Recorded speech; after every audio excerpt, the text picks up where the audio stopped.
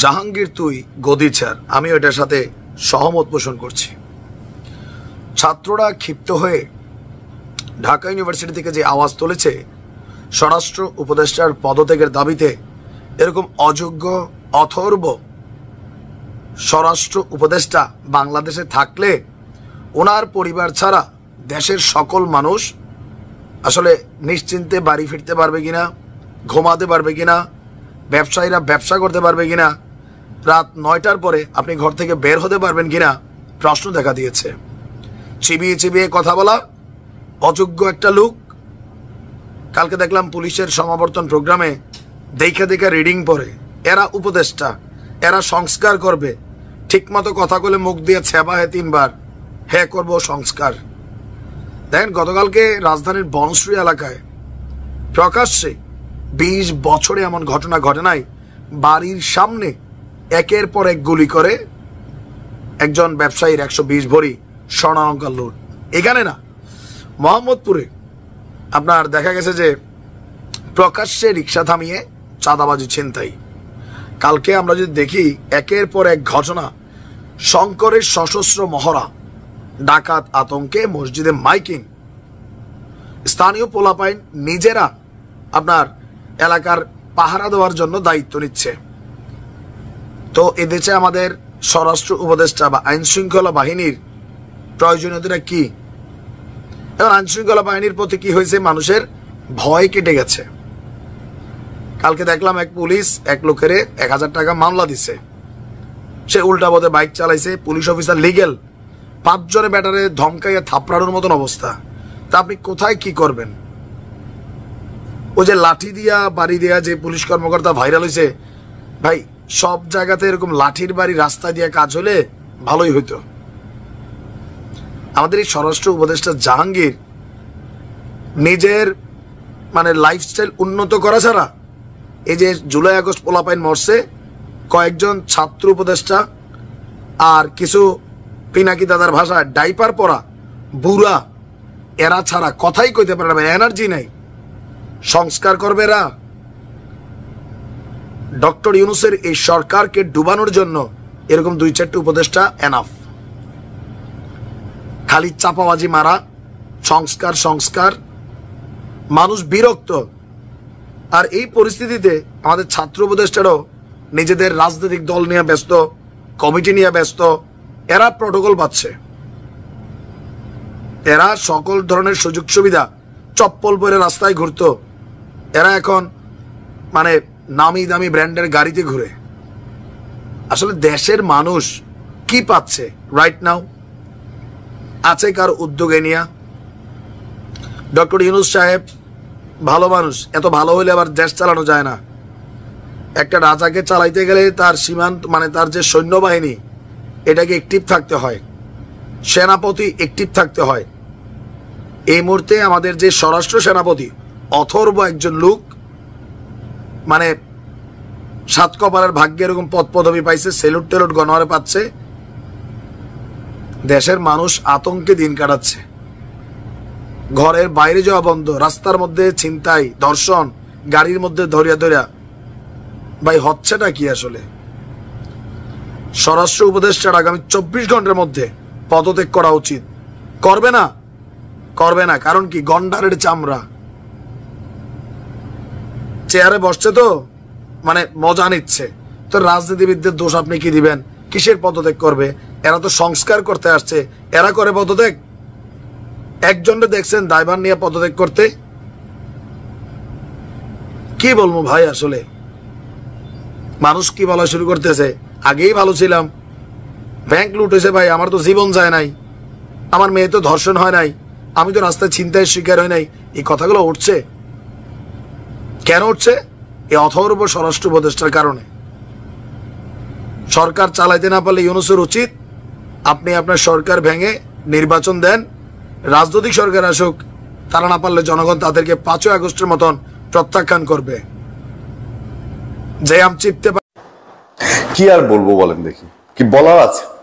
মধ্যরাতে, গভীর রাতে, গভীর রাত তখন আর 2 ঘন্টা গেলে রাত পোহানো শুরু হবে, নামাজ কালামের সময় শুরু হবে। সেই সময় স্বরাষ্ট্র উপদেষ্টা লেফটেন্যান্ট জেনারেল অবসরপ্রাপ্ত জাহাঙ্গীর আলম চৌধুরী একটা ব্রিফিং করেছেন। যারা খবরটা পেয়েছেন তা তো কি না কি হয়েছে, কি বিষয়ে উনি এত রাতে ব্রিফিং করেছেন। আবার ওই ব্রিফিং এর জন্য অনেক মানে বড় বড় এখন তো নেতা বৈষম্যবিরোধী ছাত্র আন্দোলনের, তারা অনেকে ছুটে গেছেন সেই ডিওএইচএস না বসুন্ধরা, যাই হোক সেখানে গিয়ে কি জানা গেল, তিনি এবার দেখছেন। কি দেখছেন স্বরাষ্ট্র উপদেষ্টা, আপনারা একটু মনোযোগ দিয়ে দেখেন যে এই মাঝরাতে জাতিকে সজাগ করার অথবা এই সাংবাদিকদের ওখানে ডেকে নিয়ে বলার এটা কতটুকু, মানে একটা দিন উনি কেন ওয়েট করতে পারলেন না? কিছু কি আছে যেটার জন্য তিনি একটা রাত অপেক্ষা করে, সকাল তো 10টার মধ্যে ব্রিফিং করতে পারতেন, তাই না?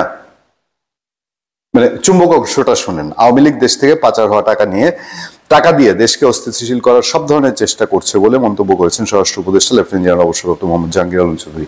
উনি কি এটা এই রাতে, মধ্যরাতে খবর পেয়েছেন? এটা তো দেশবাসী অনেকেই এটা বিশ্বাস করে, জানে ওদের হাতে, আওয়ামী লীগের হাতে যে পরিমাণ টাকা আছে, তারা এটা সবটার উপরে যদি শুয়ে ঘুমেও পার করে তারপরে কিছু টাকা ছড়ায় পড়বে, ওই টাকা দিয়ে তারা এসব করতে পারে, এটা জানেন। তো এই ব্যবস্থাটা আরো আগেই তো নেওয়া উচিত ছিল।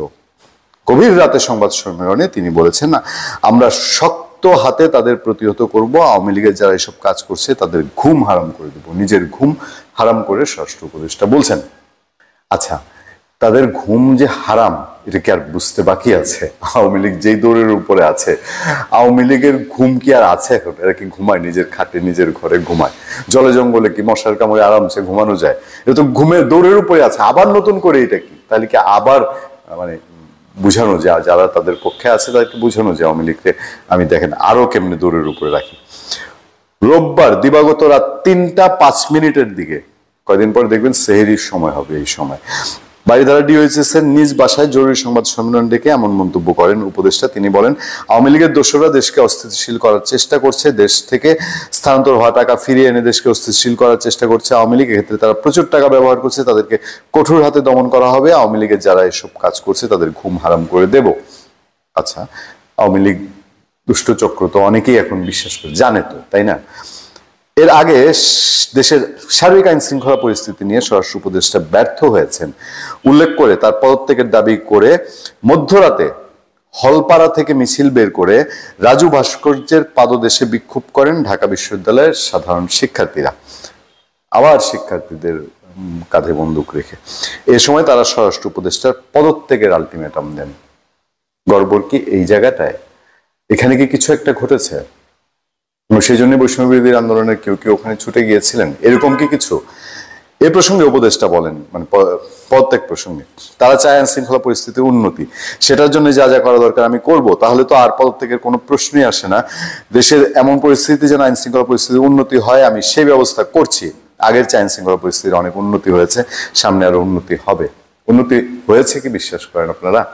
আচ্ছা, আর এই যে পরিস্থিতি উন্নতি হয় আমি সেই ব্যবস্থা করছি, তাহলে এই পদত্যাগের জন্য মধ্যরাতের মিছিল, এরপরে আপনি পদত্যাগ উন্নতির ব্যবস্থা করছেন।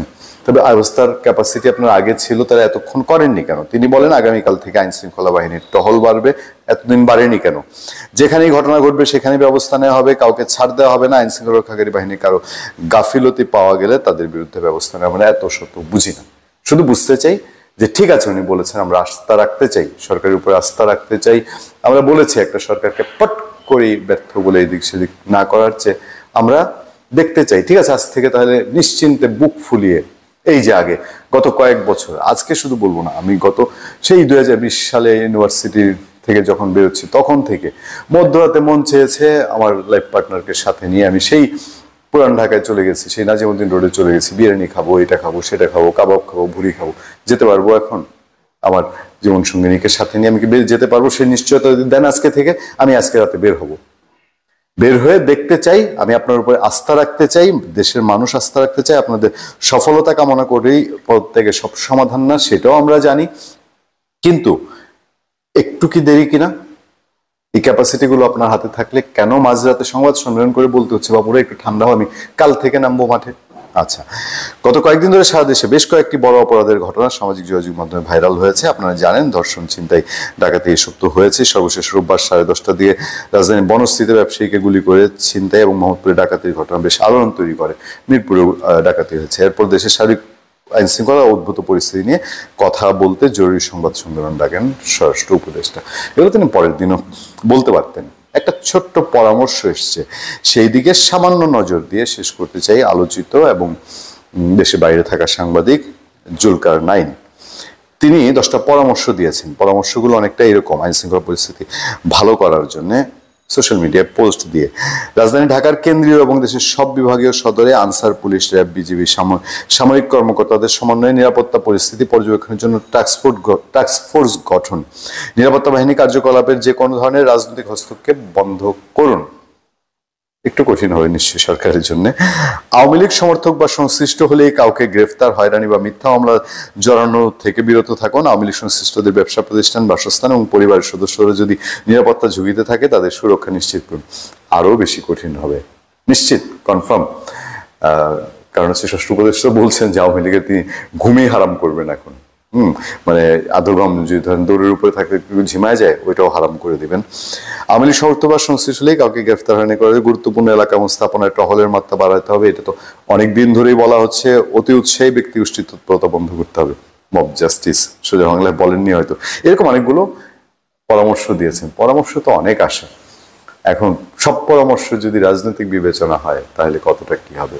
তারপর বলি, স্বরাষ্ট্র উপদেষ্টা জাহাঙ্গীর আলম চৌধুরী, তাকে বেশ সাদামাটা সহজ সরল ভাবেই তার বডি ল্যাঙ্গুয়েজ বলে। অনেকেই মনে করেন মানুষের মধ্যে তার কর্মের কিন্তু ছাপ পড়ে এবং অনেকে মনে করেন যে তিনি নির্ঝঞ্ঝাট টাইপের মানুষ এবং খুব সহজ